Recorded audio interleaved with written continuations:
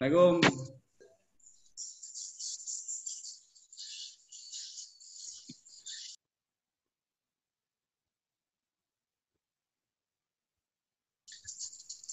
Pantennya gareng lebu.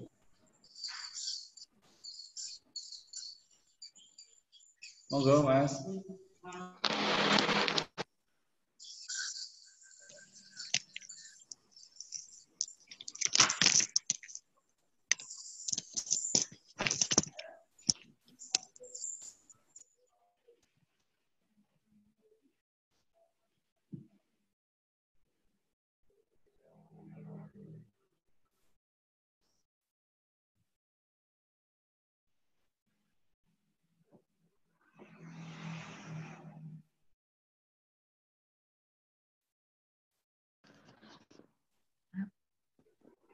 Sini.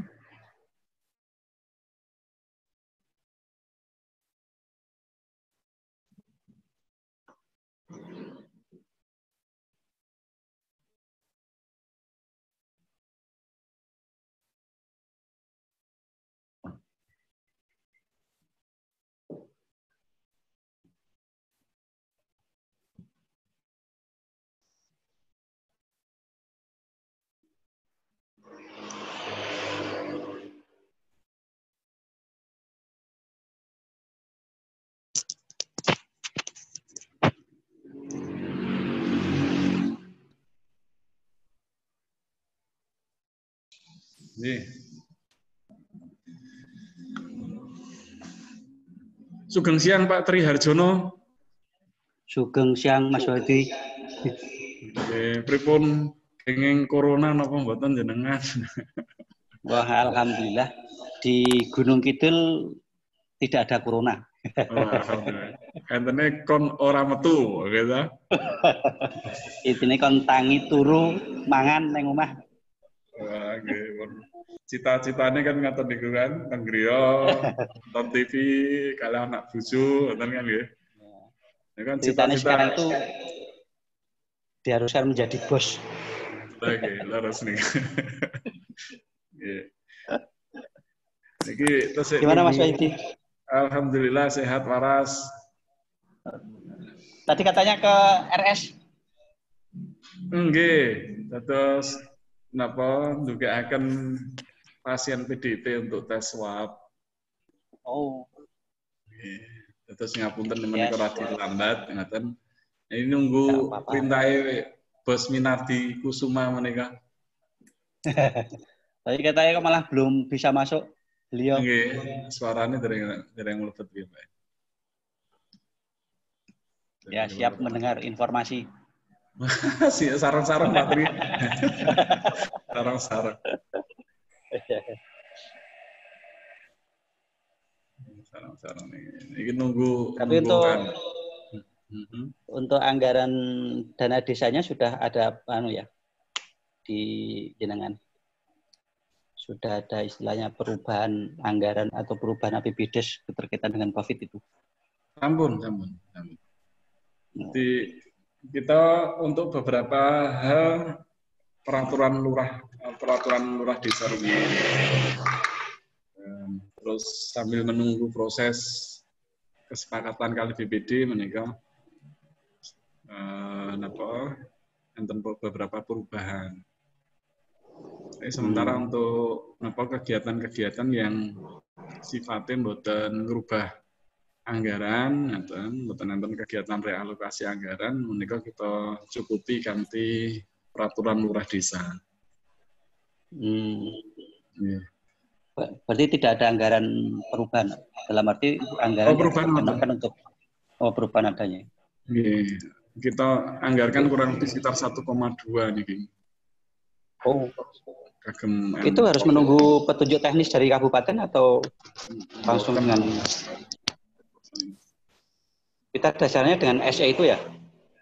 SE Permen Desa 6 2020 itu. Oh iya.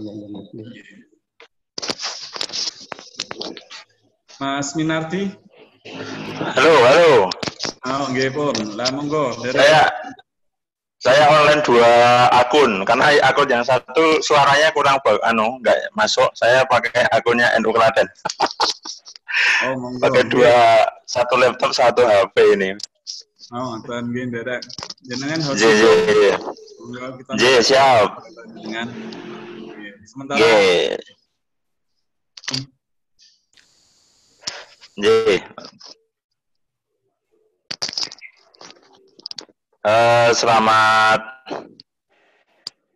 Selamat siang teman-teman semuanya. Nanti mungkin Pak Wahyudi ya nanti ngobrolnya ngalir mawon ya Pak Wahyudi. Nggak terlalu terkekang, nggak terlalu saklek, sementing yang jelas materinya bisa diterima gitu, materinya bisa tersampaikan kepada teman-teman mahasiswa dan masyarakat yang mengikuti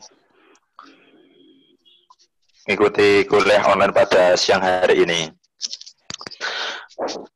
Yang mungkin perkenalan dulu, mungkin teman-teman sudah kenal ya, beliau Bapak Wahyudi Anggoro Hadi, Kepala Desa Panggung Harjo. Beliau begitu cekatan ya dalam penanganan COVID-19 ini di desanya dengan berbagai kebijakannya yang sangat dinamis dan strategis. Nah, mungkin bisa kita mengambil ilmu dan pengalaman dari beliau. Moga aja di antara kita ada yang kelak menjadi kepala desa atau pemangku kebijakan yang bisa diterapkan kepada masyarakat. Nah, untuk nanti juga ada session tanya jawab pada teman-teman ataupun peserta kuliah pada hari ini. Nanti dipersilahkan jika mau bertanya kepada Bapak Wahyudi. Halo Pak Wahyudi, masih standby di ujung telepon? Iya, tasik. Monggo. Ya. Baru aja jenengan kan saking rumah sakit. Ada warga jenengan yang PDP, makanya jenengan harus urus diri dulu. Terus, sak pinunggalani pun karena harus ada standar protokoler yang kita lakukan saat ya kontak langsung dengan orang-orang yang terduga, tapi bukan terduga teroris, terduga ada penyakit itu. Nah, sebenarnya gambaran umum kondisi desa Panjenengan itu seperti apa gitu. Nampaknya cara pendataan, termasuk juga cara pendataan. Nampaknya kan ada cara pendataan secara online ya. Itu pripun di HP itu loh. Itu kan kayak ada upload, kemudian para tokoh-tokoh itu ikut mengupload ya. Itu mohon diceritakan dulu itu. Kayaknya menarik banget penanganan secara online itu. Monggo matur nuwun. Online itu. Monggo matur nuwun. Assalamualaikum warahmatullahi wabarakatuh. Selamat siang, salam sejahtera untuk kita semua, kawan-kawan semua, Bapak Ibu sekalian. Harus saya sebut ada Pak Tri Harjono. Pak Tri Harjono itu adalah Direktur BUMDes Sri Getuk, ya, Gunung Kidul, menjadi salah satu BUMDes terbaik di Jogja. Beberapa hal mungkin perlu berbahagia sekali pada kesempatan siang hari ini bisa ngobrol bareng dengan teman-teman semua, kawan-kawan semua, terkait dengan bagaimana pemerintah desa mengantisipasi atau melakukan upaya-upaya dalam rangka untuk meminimalkan resiko dampak terkait dengan adanya pandemi COVID. Jadi mungkin saya share satu presentasi yang kemarin sempat kita baru kemarin sore itu kita presentasikan di ASEC Forum, itu sebuah forum internasional. Jadi Social Solidarity Economy (SSE), dan hari ini akan coba saya bagi kepada teman-teman semua terkait dengan logical framework-nya, jadi kerangka kerjanya dan lain sebagainya. Jadi ini adalah tata kala, timeline dari penanganan COVID yang ada di Panggung-Harjo. Jadi seperti yang kita tahu, pada 3 Maret secara resmi pemerintah desa, dalam hal ini adalah Presiden Republik Indonesia, itu mengumumkan kasus COVID pertama di tanggal 3 Maret, selang 2 minggu kemudian, tanggal 16 Maret kita sudah menindaklanjuti dengan pertemuan atau rapat koordinasi di internal pemerintah desa untuk menindaklanjuti statement atau pengumuman dari pemerintah atau pengumuman resmi dari pemerintah yang menyatakan bahwa Indonesia sudah terpapar oleh COVID. Nah, di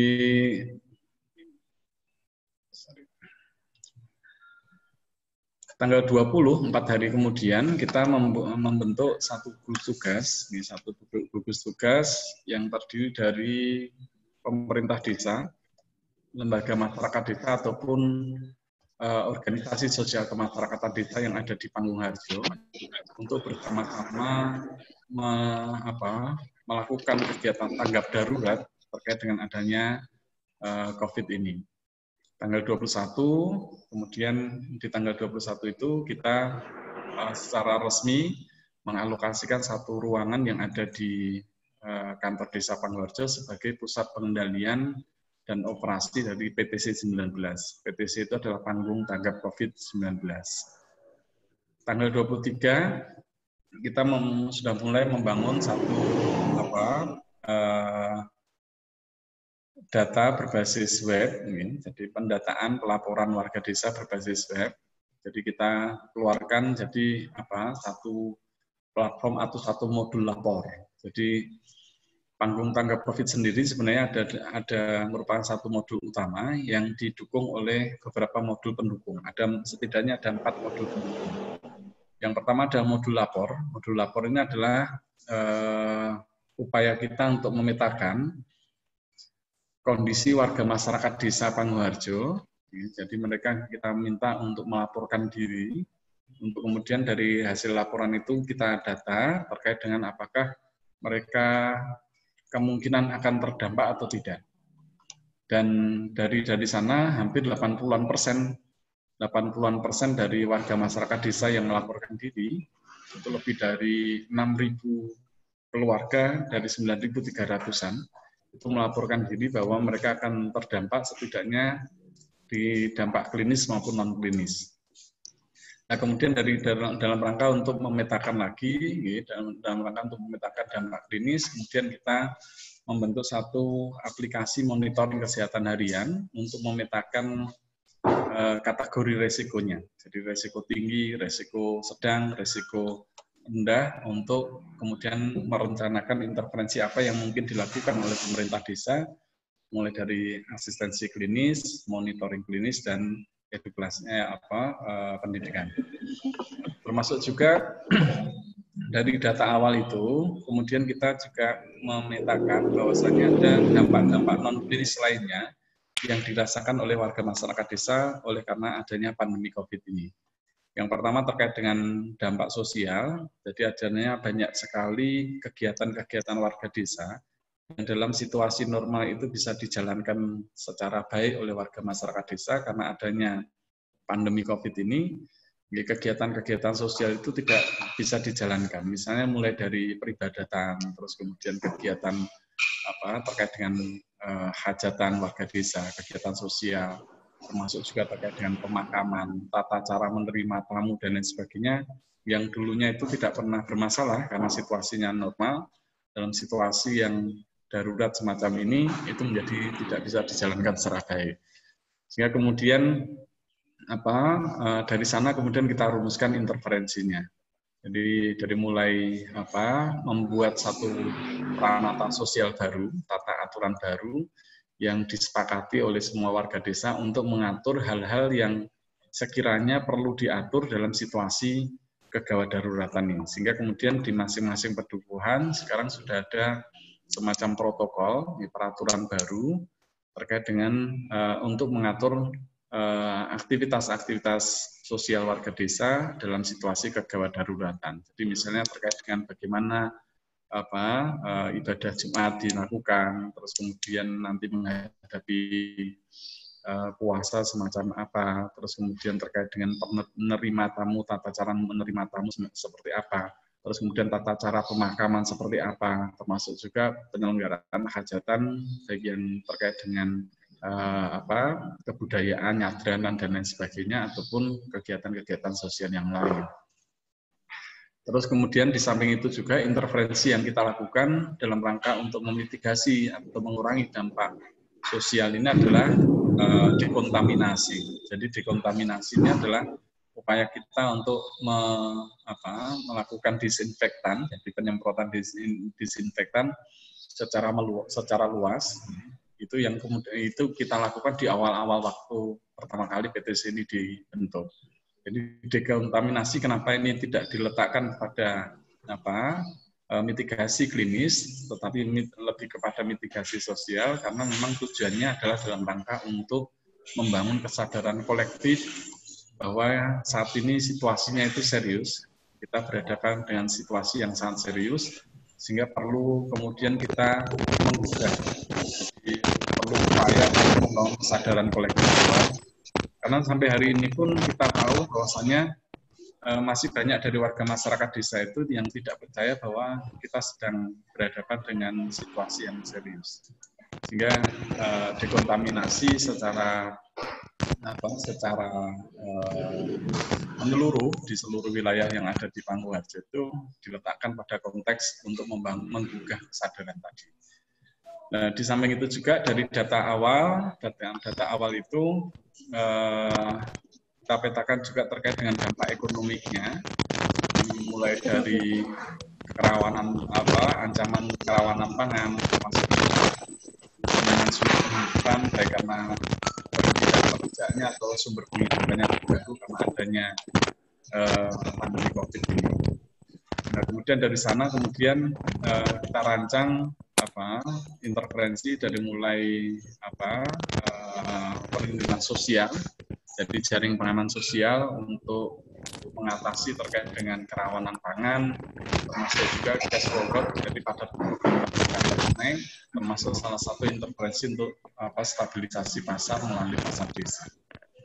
Jadi kira-kira terkait dengan modul lapor. Di samping itu juga kita mengembangkan modul dukung untuk mengkapitalisasi atau mengumpulkan kapasitas modal-modal sosial yang ada di warga desa. Jadi ini adalah sebuah upaya kita untuk mengumpulkan sumber daya lokal yang tersedia di desa, baik itu berupa relawan, terus kemudian barang maupun dalam bentuk uang. Yang kemudian sampai hari ini donasi atau dukungan dari warga desa itu yang kita gunakan untuk melakukan berbagai macam interferensi ini. Jadi karena memang kalau kita mengandalkan anggaran yang bersumber dari pemerintah desa, itu terkait dengan aspek normatif, tata aturan, dan lain sebagainya, sehingga mesti sangat terlambat, gitu. Sehingga untuk membiayai kerja-kerja di awal, kita lebih banyak menggunakan sumber daya sosial yang kita himpun melalui platform dukung ini. Ini adalah terkait dengan manajemen project, jadi project management dari panggung tanggap COVID. Jadi setidaknya ada 9, ada 1 koordinator utama, dan 9 tim pendukung. Dari mulai tim data dan informasi, tim mitigasi klinis, mitigasi sosial, mitigasi ekonomi, terus kemudian tim terkait dengan relawan, baik yang profesional maupun non-profesional, terus kemudian ada tim reaksi cepat, termasuk juga adalah tim produksi dan distribusi maupun pengadaan, dan terkait dengan fundraising atau penggalian donasi. Ini adalah tim yang kita buat untuk menjalankan logical framework atau kerangka kerja yang kita lakukan melalui panggung tanggap COVID ini. Nah, 2 modul tadi yang kita ceritakan terkait dengan upaya kita untuk mengkategorisasi resiko atau mengkategorisasi dampak klinis maupun non-klinis. Kemudian kita membuat 1 aplikasi. Ya, setidaknya ada 2 aplikasi utama. Yang pertama adalah aplikasi monitoring kesehatan harian dalam rangka untuk memberikan asistensi. Ini berdasarkan laporan harian kondisi kesehatan mereka. Itu ada 4 variabel atau 4 hal yang mereka laporkan, mulai dari gejala klinis, apakah mereka merasakan sesak nafas, apakah batuk, apakah meriang, apakah lemes, dan lain sebagainya. Terus kemudian terkait dengan mereka juga melaporkan terkait dengan riwayat perjalanan, apakah mereka baru saja pulang dari wilayah epicentrum pandemi atau tidak. Terus kemudian juga ada riwayat kontak, apakah mereka punya riwayat kontak dengan pasien positif COVID atau tidak, serta informasi terkait dengan penyakit komorbiditas atau penyakit penyerta. Apakah mereka punya penyakit kronis terkait dengan diabetes, jantung, dan lain sebagainya. Yang kemudian dari input data harian itu kita memberikan respon. Jadi kita mengkategorisasi, ini ada 6 kategori, mulai dari sehat beresiko, terus kemudian ada yang pelaku perjalanan, ada yang pelaku perjalanan orang tanpa gejala, terus kemudian ODP 1 dan ODP 2. Nah, dari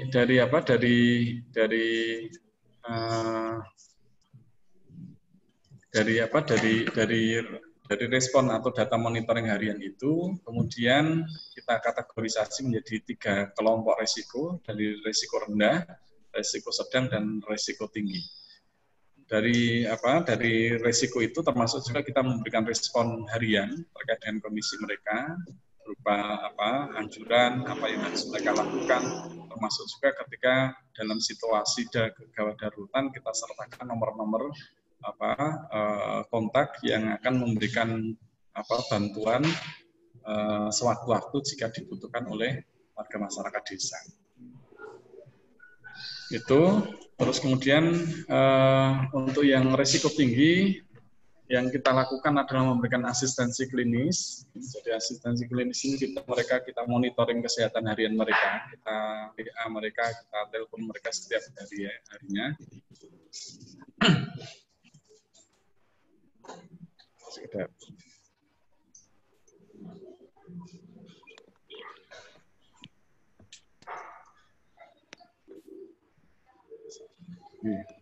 Jadi kita WA setiap harinya.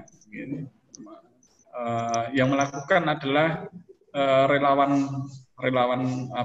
medis. Relawan medis kita didukung oleh 3 orang dokter, 2 orang perawat yang mereka memberikan asistensi klinis. Untuk yang clinical monitoring, jadi monitoring klinis itu dilakukan oleh relawan medis. Ya, ini untuk yang risiko tingginya adalah dokter, terus kemudian yang risiko sedangnya adalah para perawat desa.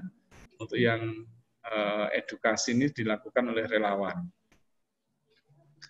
Ini yang terkait dengan mitigasi klinis, mitigasi dampak klinis berbasis aplikasi web.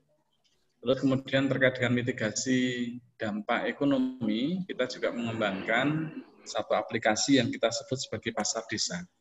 Walaupun pasar desa ini sebenarnya adalah tahapan ketiga dari mitigasi dampak ekonomi.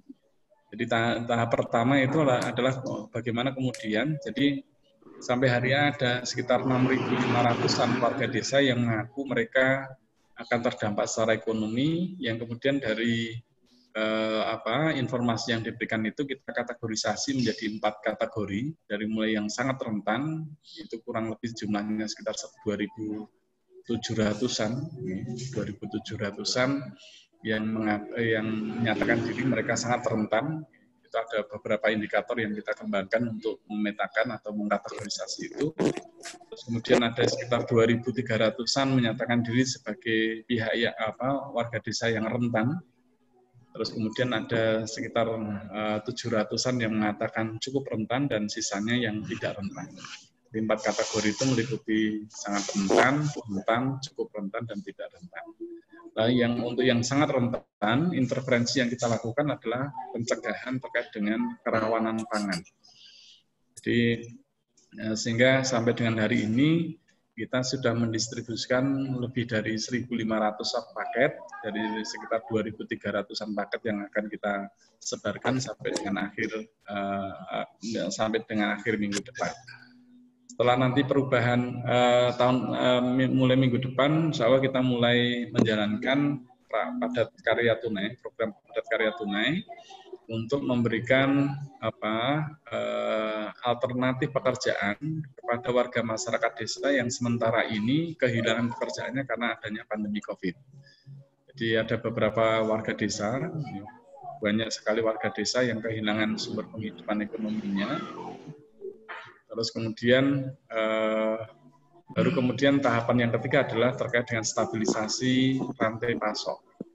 Jadi ini adalah upaya kita untuk mempersiapkan situasi yang akan terjadi dalam 1-2 bulan ke depan, di mana banyak orang memprediksi bahwa puncak pandemi itu akan terjadi di akhir Mei atau di awal Juni, di mana nanti hampir semua warga desa itu kemudian dipaksa untuk tetap tinggal di rumah, sehingga ada kebutuhan untuk memperbaiki atau menstabilisasi rantai pasok sehingga mampu mencukupkan kebutuhan warga desa sekaligus mencukupkan kebutuhan warga desa dengan harga yang terjangkau.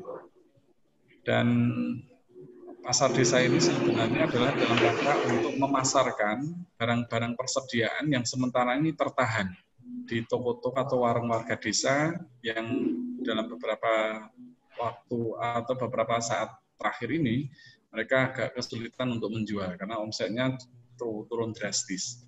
Sehingga kemudian kita mengembangkan satu platform e-commerce dengan seperti yang kita sebut sebagai pasar desa dalam rangka untuk menemukan antara produksi pertanian, terus kemudian barang persediaan yang ada di warung atau toko dengan sekitar 20% warga desa yang tidak terdampak, yang sementara ini mereka mencari pasokan kebutuhan pangannya itu dari luar desa. Jadi ada satu tren yang menarik itu terkait dengan pandemi COVID ini adalah meningkatnya literasi digital. Jadi yang dulunya itu warga masyarakat desa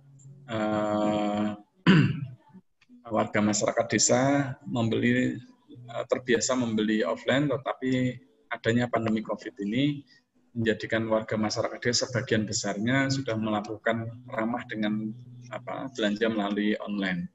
Nah, ini kesempatan ini harus kita manfaatkan agar cadangan ekonomi warga desa yang sudah sangat menipis itu tidak kemudian keluar dari desa. Tidak keluar mereka beli ke toko-toko berjejaring, tetapi bagaimana kemudian cadangan ekonomi dari warga desa ini bisa selama mungkin diputar di internal desa sehingga banyak orang yang kemudian menerima manfaat atas nilai uang yang beredar itu. Itu kira-kira secara sederhana sih konsepnya semacam itu. Sehingga keberadaan pasar desa ini sebenarnya atau mitigasi dalam bidang dampak ekonomi adalah mendasarkan pada 4 value. Yang pertama adalah mitigatif. Dengan adanya pasar online ini menguatkan pesan untuk tetap tinggal di rumah, mengurangi belanja atau ketemu secara langsung, gitu, tetap jaga jarak dan lain sebagainya. Terus kemudian ini adalah sifatnya mengkolaborasi antara warga desa dengan pemerintah desa, karena pasar desa sendiri itu tidak memiliki barang persediaan. Jadi kita tidak memiliki barang kita sendiri yang kita jual, tapi lebih kepada kita menjualkan barang-barang dari barang-barang persediaan yang sementara ini tertahan di toko atau di warung-warung warga desa. Sehingga stakeholder yang terlibat itu sangatlah banyak. Warung-warung, toko-toko, baik kelontong maupun sembako ataupun warung-warung lapangan. Terus kemudian ini juga upaya kita untuk membangun solidaritas, sehingga ini adalah upaya kita untuk mengalirkan mengalirkan cadangan ekonomi yang dimiliki oleh sebagian kecil warga desa yang sementara ini tidak terdampak oleh COVID, itu tidak kemudian keluar, tetapi digunakan untuk membeli barang persediaan yang ada di toko tetangga atau warung-warung di desa dusun sebelah dan lain sebagainya.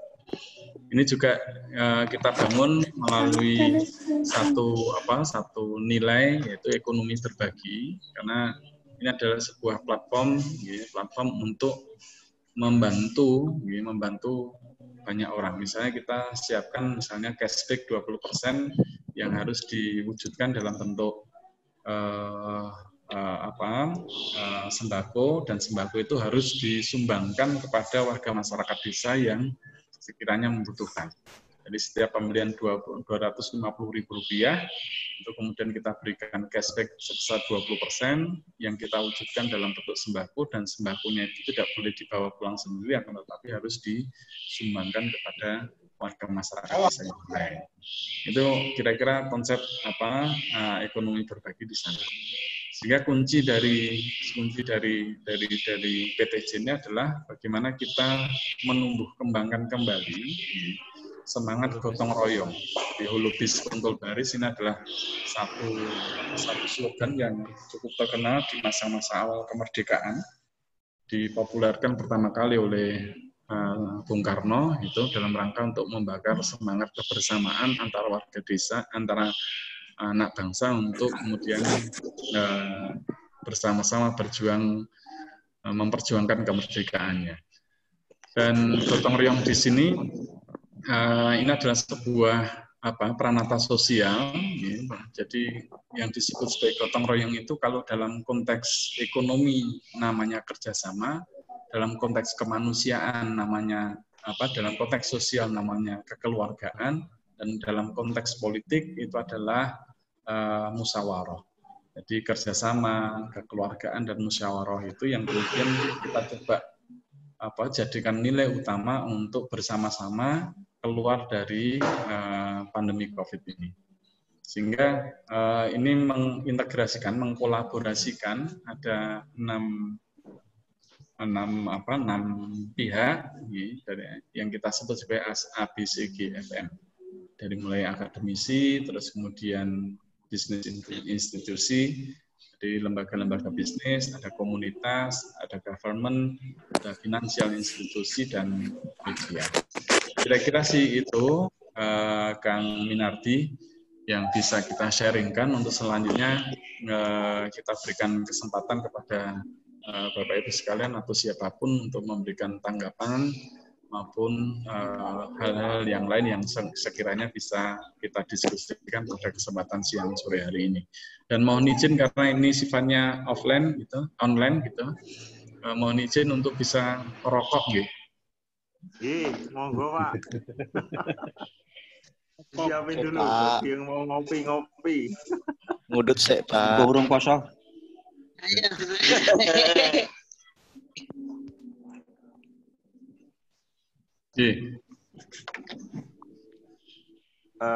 Sambil nunggu teman-teman yang mau nanggapin mungkin itu kan tadi ada beberapa elemen masyarakat ya. Ini memang kita itu kan bersatu dalam melawan sesuatu yang tidak kita lihat dengan mudah. Bukan jin, tapi virus corona yang harus dilihat dengan mata-mata mikroskop apa-apa itu. Nah, tapi kan beberapa daerah itu kan ada beberapa pertentangan, Pak, karena pemerintah meminta untuk jangan dulu Jumatan. Jauh nggih. Tapi di beberapa daerah ada masih bagian masyarakat yang masih ngeyel Jumatan dengan terlalu tidak menggunakan protokoler yang ada. Terkadang juga ada masyarakat yang menolak jenazah mungkin atau mengucilkan keluarganya yang sedang terkena dampak dari corona ini. Nah, bagaimana pemerintah Desa Panggung-Harjo mencoba mengkomunikasikan antara pemerintah desa dengan para tokoh-tokoh agama yang ada di Panggung-Harjo?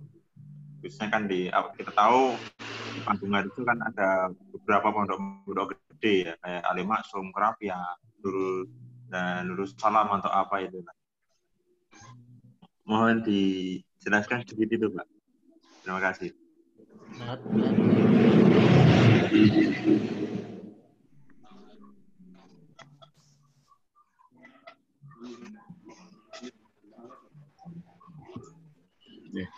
Jadi terkait dengan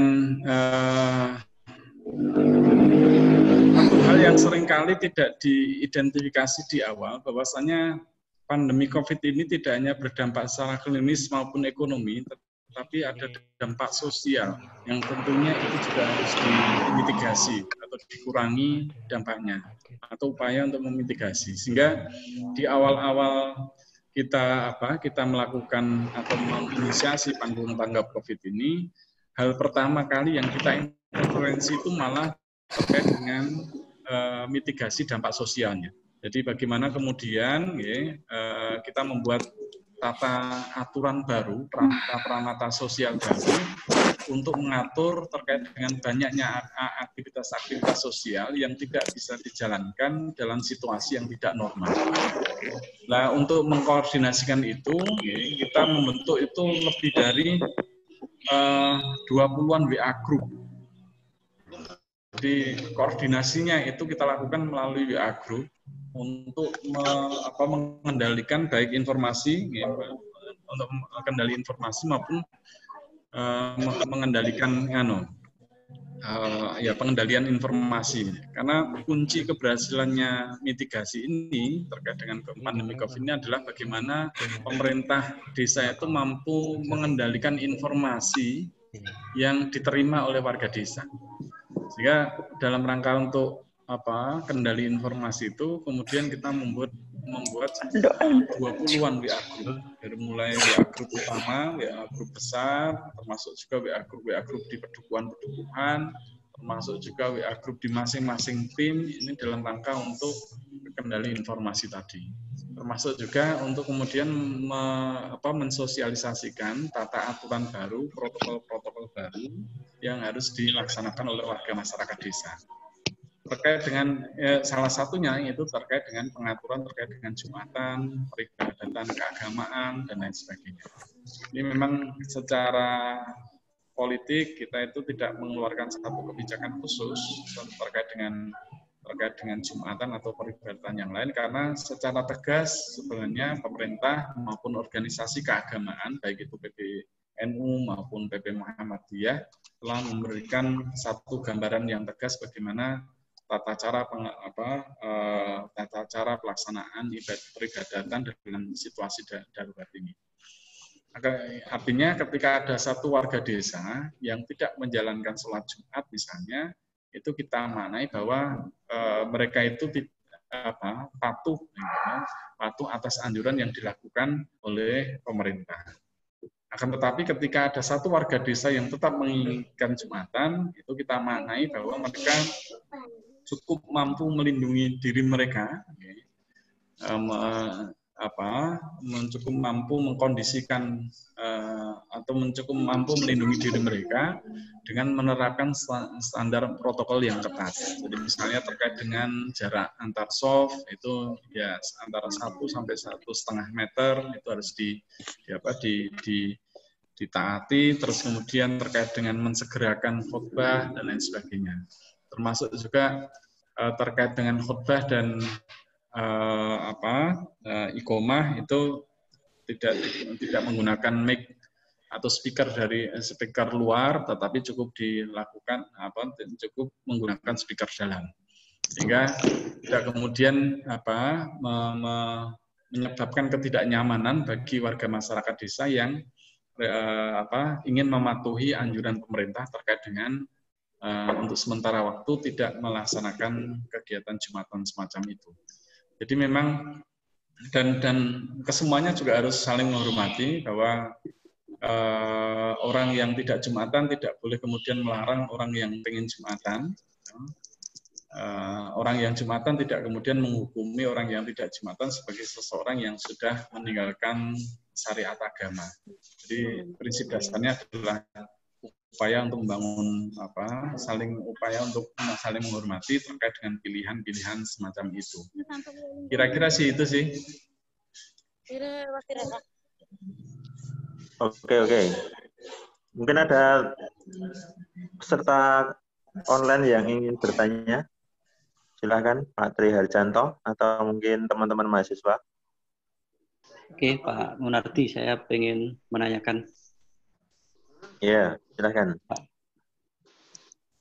Oke, terima kasih. Saya kira ini diskusi yang sangat menarik di tengah-tengah COVID ini dan keterkaitan dengan gonjang-ganjing dan juga mungkin beberapa informasi tentang dana desa yang bisa atau tidak bisa dipergunakan untuk penanganan COVID-19 ini. Yang beberapa informasi keterkaitan dengan SE, kemudian dengan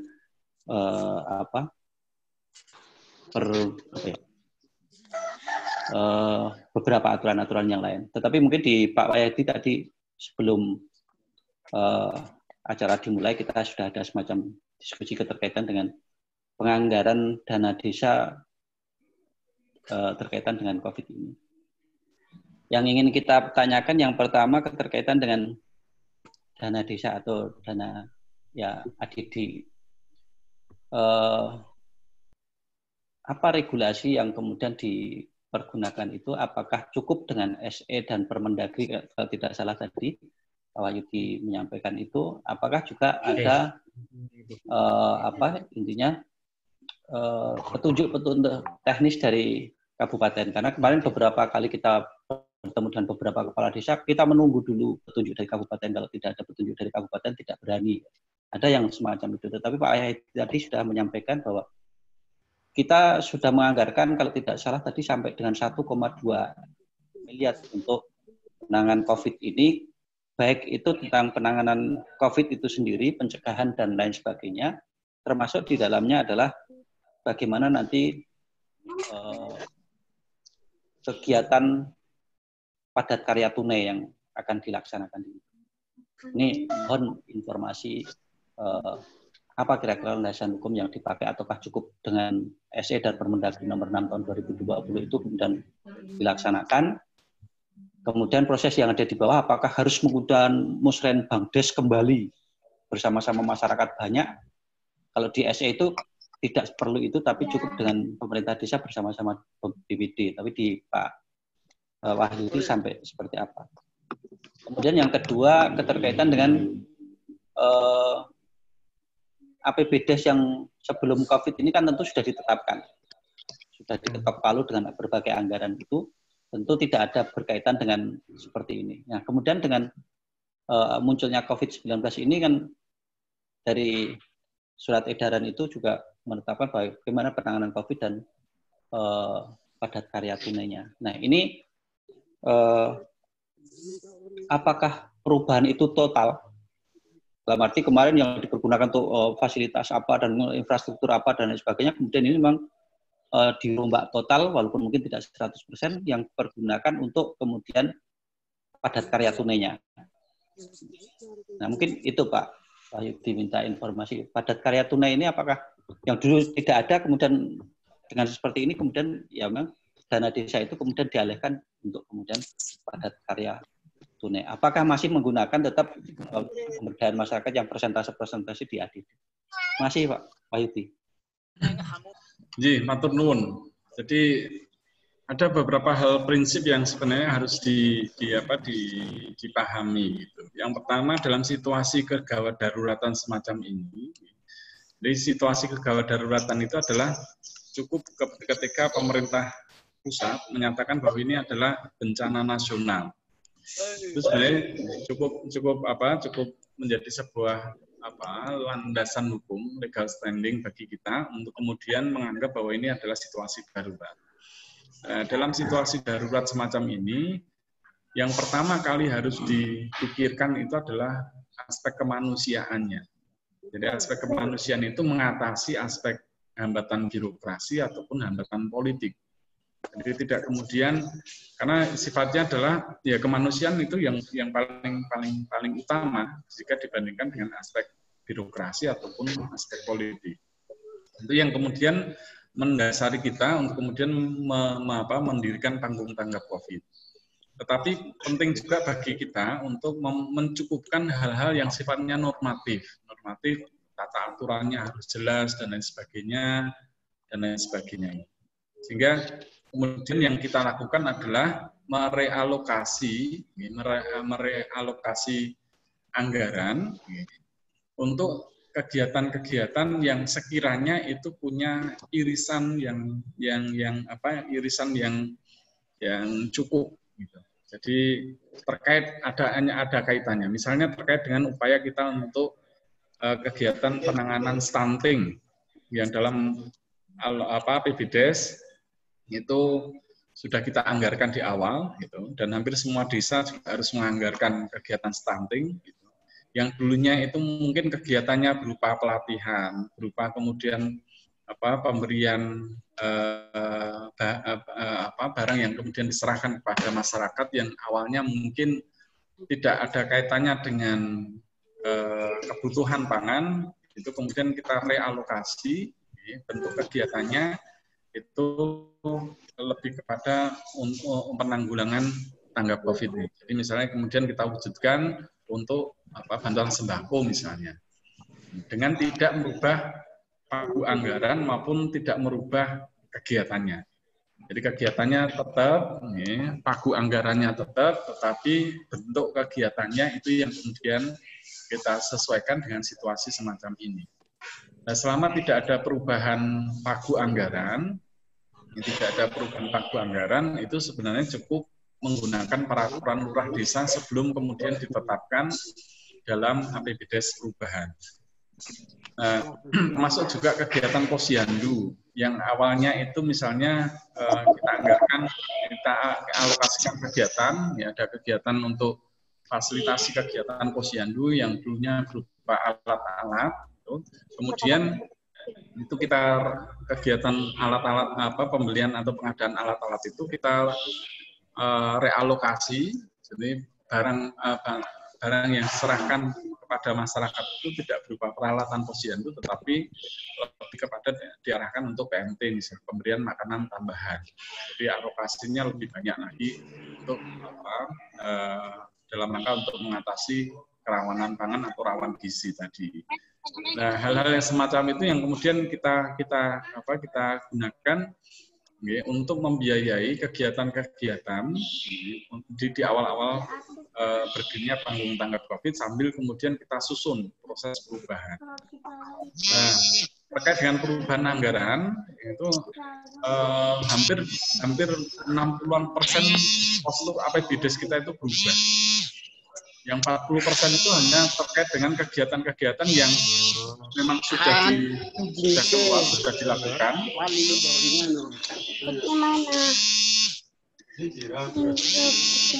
Sudah dikeluarkan, suara aneh. Ini ada telepon kayaknya, ada telepon mau di. Maklum. Mungkin masih ada adiknya yang pengen ngajak jajan itu. Ya, mungkin mic-nya sementara dimatikan dulu mungkin ya. Ya jadi terkait dengan postur APBDes hampir 60% itu berubah total. Ya, 60% itu berubah total yang semuanya kita arahkan untuk penanggulangan termasuk juga realokasi kegiatan. Jadi kegiatan misalnya yang dulu adalah pembangunan drainase misalnya, kemudian kita arahkan untuk sesuatu yang punya relevansi atau kesesuaian dengan kegiatan penanganan atau penanggulangan ini. Misalnya untuk rehabilitasi, renovasi gedung yang akan kita siapkan untuk karantina mandiri secara terpusat misalnya. Yang pengerjaannya juga dilakukan secara padat karya tadi. Jadi prinsip dasar padat karya adalah alokasi belanja upah itu kurang lebih sekitar 30% dari total kegiatan. Jadi misalnya kalau kegiatan itu besarannya ada 100 juta misalnya semacam itu, ya 30 juta diantara 33 juta diantaranya harus dialokasikan sebagai upah. Yang dulunya hanya sekitar 18 atau 19% dari total kegiatan komponen belanja upahnya itu. Itu yang nah, apa yang kemudian menjadi dasar hukum, ya, Permendesa 6 tahun 2020 saya kira cukup digunakan, itu termasuk juga menjadi dasar kita untuk mengeluarkan BLT, bantuan langsung tunai, yang diharapkan 30% dari total dana desa itu diwujudkan dalam bantuan langsung tunai yang tentunya itu perlu perubahan APBDes gitu. Jadi kira-kira sih semacam itu, dan sehingga terkait dengan jadi prinsip dasar hukum itu semacam ini, Pak.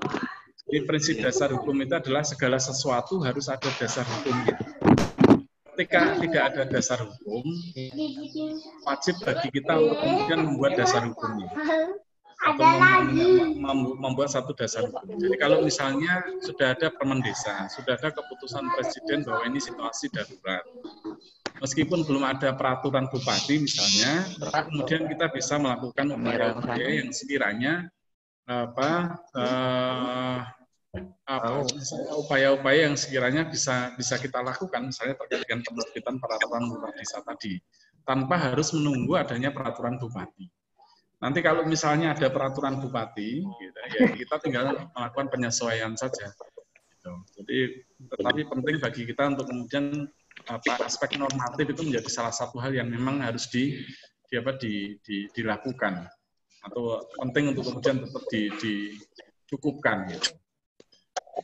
Terkait dengan mekanisme musyawarah dan lain sebagainya, kita itu pernah melakukan musyawarah desa, tetapi yang kita sebut sebagai musdes ala COVID. Gitu. Musdes ala COVID, jadi misalnya itu karena kita rembukannya via WA group, karena memang tidak memungkinkan bagi kita untuk mengumpulkan mereka atau warga desa dalam jumlah yang besar. Ini adalah postingan saya yang di Facebook yang menceritakan tentang bagaimana musdes ala COVID ini kita lakukan. Ini musdes ala COVID, karena memang tidak memungkinkan bagi kita untuk mengundang mereka dalam jumlah yang banyak. Tetapi bahwa prinsip dasar harus dimusyawarahkan itu tetap kita pegang, gitu. Sehingga kemudian WA Group menjadi salah satu platform atau media kita untuk berinteraksi tadi. Ini adalah dari musdes ala COVID ini, kemudian kita lakukan beberapa hal gitu terkait dengan apa yang harus dilakukan atau apa yang harus dilakukan oleh pemerintah desa berdasarkan masukan-masukan yang kita peroleh dari WA Group tersebut. Kira-kira sih itu. Jadi memang Mas Bayu. Istilahnya kan misalnya musyawarah itu sah atau sohehnya itu karena dengan daftar hadir. Kalau mungkin dengan WA group seperti apa ya? Jadi memang harus ada penyesuaian karena memang situasinya tidak memungkinkan kita bagi kita untuk tidak memungkinkan kita untuk mengumpulkan banyak orang kan Pak. Jadi bisa berupa notulensi yang kemudian notulensi itu kemudian atau berita acara yang kemudian berita acara itu kemudian kita sahkan secara bersama-sama gitu, dalam wujud tanda tangan dan lain sebagainya. Jadi kita sedang siapkan satu modul Pak, modul terkait dengan tanggung tanggap COVID ini.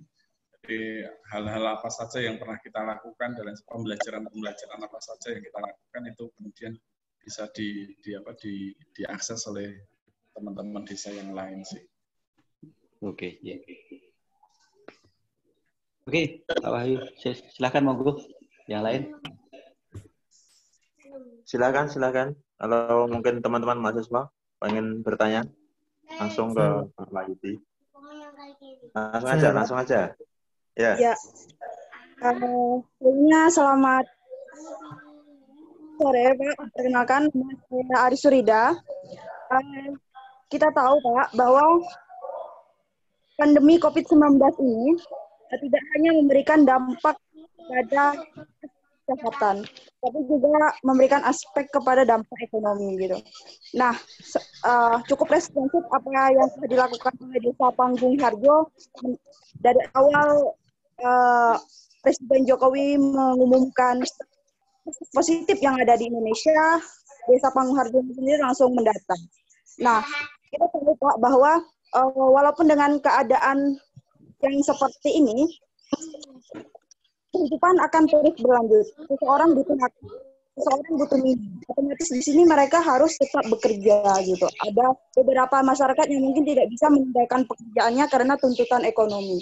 Nah, langkah seperti misalnya saya ambil contohnya seperti mereka yang mungkin bekerja sebagai gojek, mereka yang berjualan di pasar dan lain sebagainya, Pak. Nah, mereka ini juga apa yang dilakukan atau kebijakan apa yang diambil oleh Desa Panggung Harjo ini sendiri untuk mengatasi mungkin problem-problem seperti ini gitu Pak. Itu yang pertama. Terus yang kedua Pak, saya sempat mengikuti juga di media sosial di Instagram tentang bantuan langsung tunai yang diinstruksikan oleh Presiden Jokowi gitu. Nah, cukup besar anggaran yang diberikan kepada keluarga yang mendapatkannya itu 600.000 ya Pak ya kalau nggak salah. Nah untuk Desa Panggung Harjo mungkin ada pemetaan siapa saja bantuan langsung tunai ini sendiri Pak. Mungkin itu dari saya Pak. Saya kembalikan.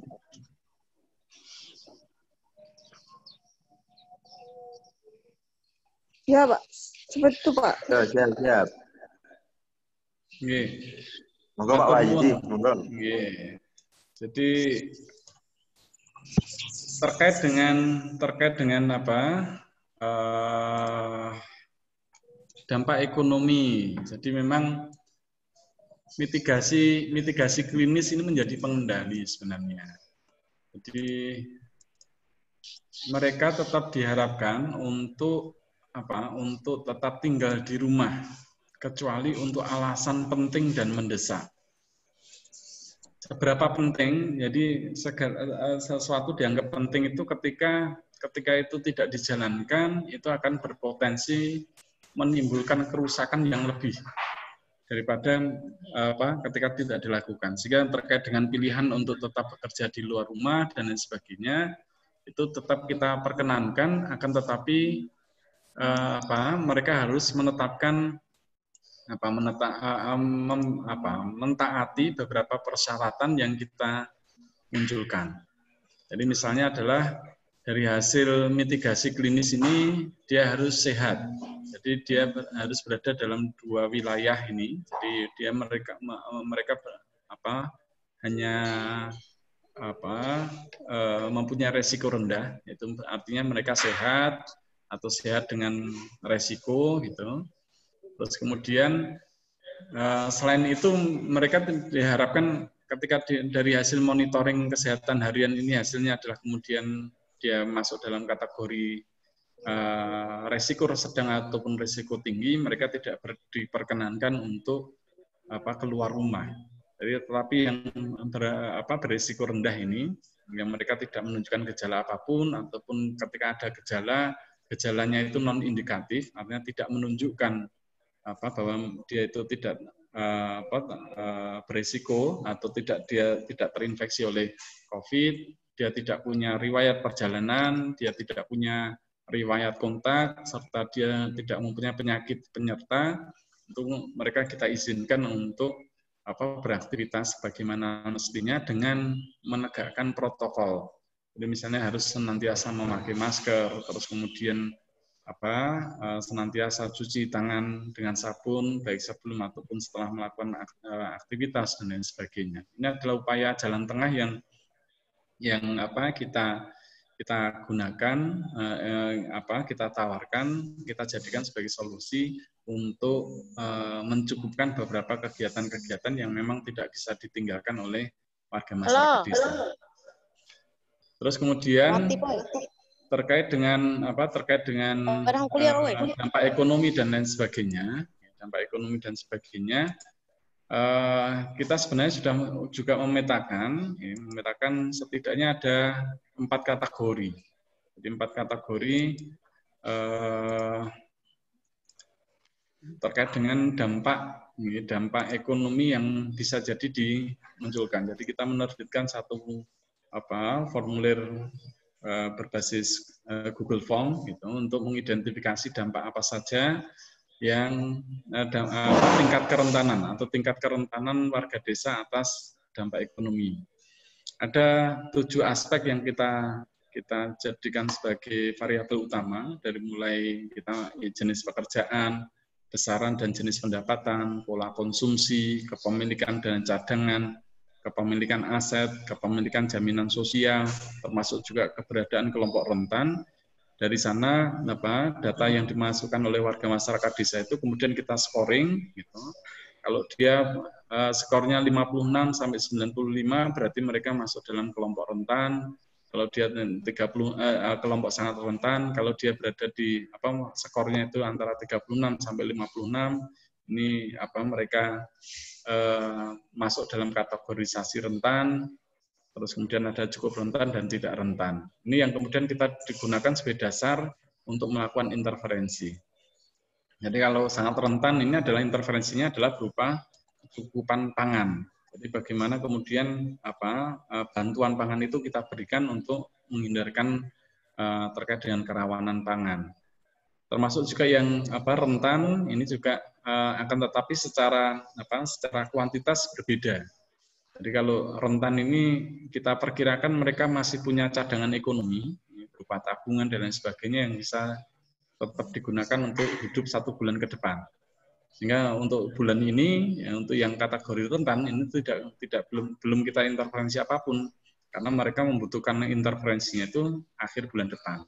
Tetapi kalau yang sangat rentan ini mereka yang sudah tidak mempunyai cadangan ekonomi, terus kemudian pekerjaannya terdampak langsung dan tidak memperoleh jaminan sosial apapun, itu yang kemudian langsung kita interferensi mulai beberapa minggu yang lalu.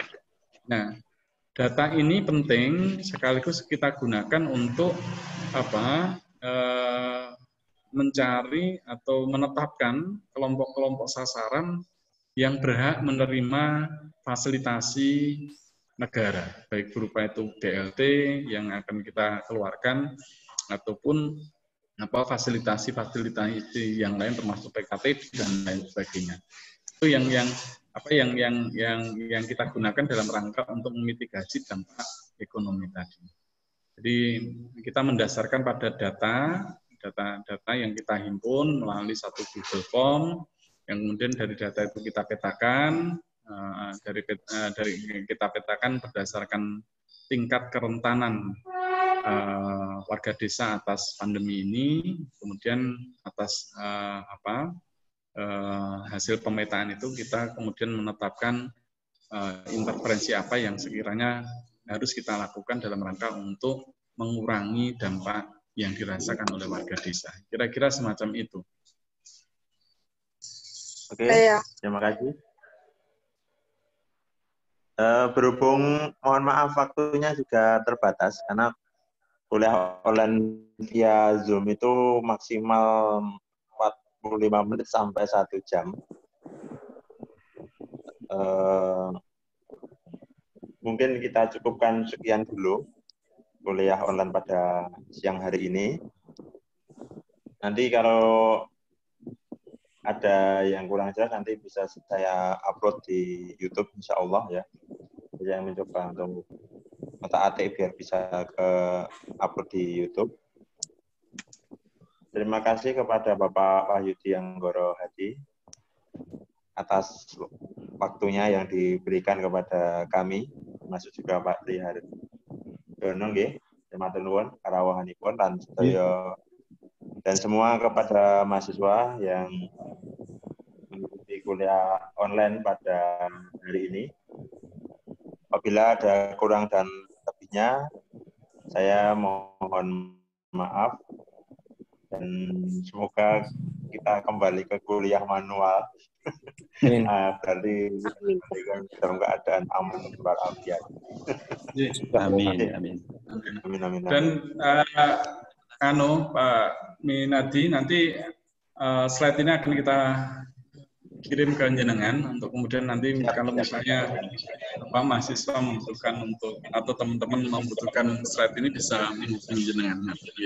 Oke, siap. Terima kasih Pak. Nanti saya pun dan biar saya sebar ke teman-teman mahasiswa. Oke. Saya kira sekian matur nuwun. Nggih, Mas Minati, kawan-kawan semua, Pak Tri Harjono, pokoknya sehat terus, Pak. Semangat. Siap. Panjang umur perjuangan. Amin. Ya. Merdeka. Oke, selamat siang dan terima kasih. Zoom sebentar lagi akan saya tutup. Siap, Pak. Terima kasih, Pak. Selamat siang, Pak. Terima kasih, Pak. Siap, Pak. Siap. Terima kasih. Siang, Pak, Bro. Makasih, Pak, Bro.